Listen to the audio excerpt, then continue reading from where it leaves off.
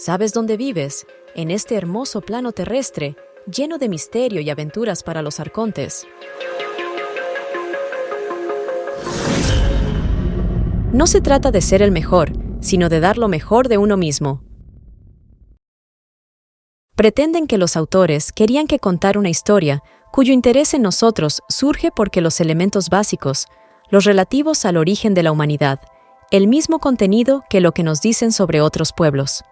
Las partes pueden y deben ser examinados con gran interés, ya que contienen información fuera de la relación directa entre Yahvé, el supuesto Dios, y la gente. Se refieren a toda la raza humana y no tienen, en sus orígenes, implicaciones teológicas. Son los partidos que el profesor Robert Wexler, presidente EIRMA, y Luke Olin, profesor distinguido en la Biblia, Universidad del Judaísmo, Los Ángeles, dice que no se originó en Palestina, lo tanto no son un producto original de autores judíos, sino de los pueblos que estaban escritos y sin influencias religiosas. En pretender que hay que tener en cuenta las declaraciones que chocan con el dogma imperante. Él escribe, por ejemplo, el mismo maestro que más modernos estudiosos de la Biblia de Asamblea Rabínica. Ellos piensan que Abraham nunca existió. Muchos de ellos en duda la existencia histórica de Moisés. Libre de las limitaciones de los cuales hemos dicho más arriba, estos investigadores no tienen dificultad para escribir que cuando realizamos la historia bíblica de Abraham y Moisés, suponiendo existente, el pueblo judío y el idioma hebreo ni siquiera existe. No sabemos qué idioma hablaban. Abraham vivió en la tierra de Sumer y Moisés, para la misma sentencia bíblica, era egipcia. Abraham probablemente habló alguna forma de acadia, y Moisés fue muy presumiblemente expresa en la lengua egipcia de su tiempo. En este sentido, vale la pena recordar que los académicos y Mesod Roger Saba, familia rabínica, analizar Targumim, Biblia escrita en arameo, llegan a conclusiones completamente diferentes de las que pueden obtenerse. La Biblia masorética. Conclusiones muy desconcertantes para los titulares y difusores de certeza. Opeit cite, en la bibliografía, la historia que uno se dio la vuelta por completo, lo que cree que conoce la historia del pueblo judío. Baste decir que en esos textos está escrito que Moisés era un niño de Yahud-del, mientras que en el código masorético, a la hija del faraón encontrar la canasta con un niño se hace decir, editores llamados guardianes de la tradición judía, que se trataba de un niño de los judíos. El término Yahud del identificado una determinada casta de sacerdotes que estaban trabajando en el momento de Akenatón faraón, Moisés sería uno de ellos.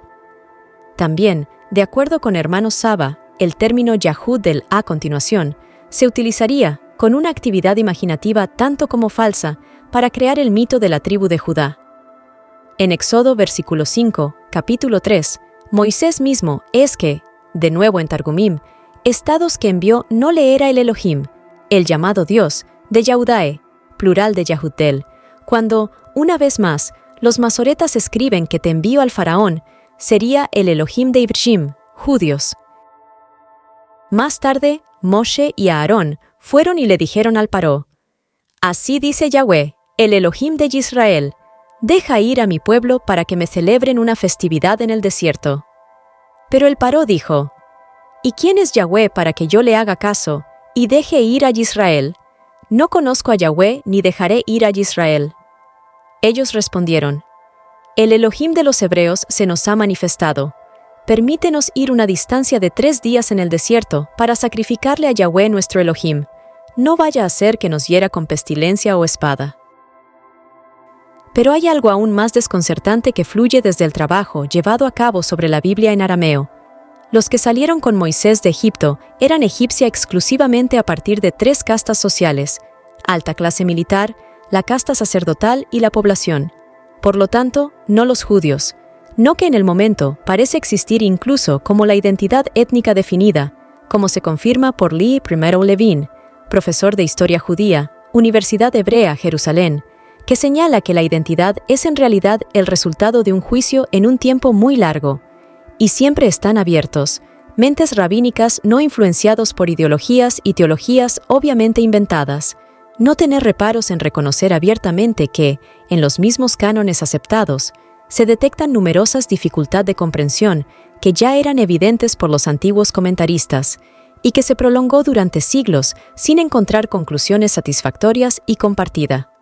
El profesor Jacob Milgrom, emeritus profesor de estudios bíblicos de la Universidad de California, Berkeley, documentando que en el pensamiento judío coexisten al menos dos portadores de corriente de dos posiciones diferentes acerca de los principios y normas contenidas en la ley mosaica.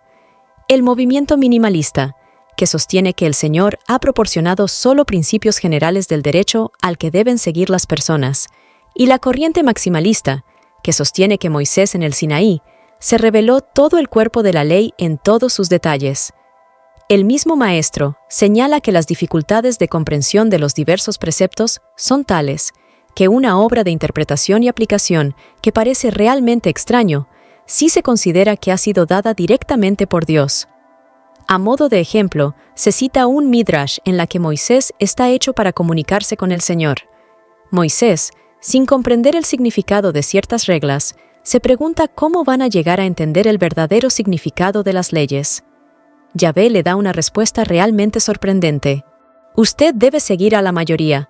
Cuando la mayoría declara que algo es puro, puro, y cuando él declara que es impuro, es impuro.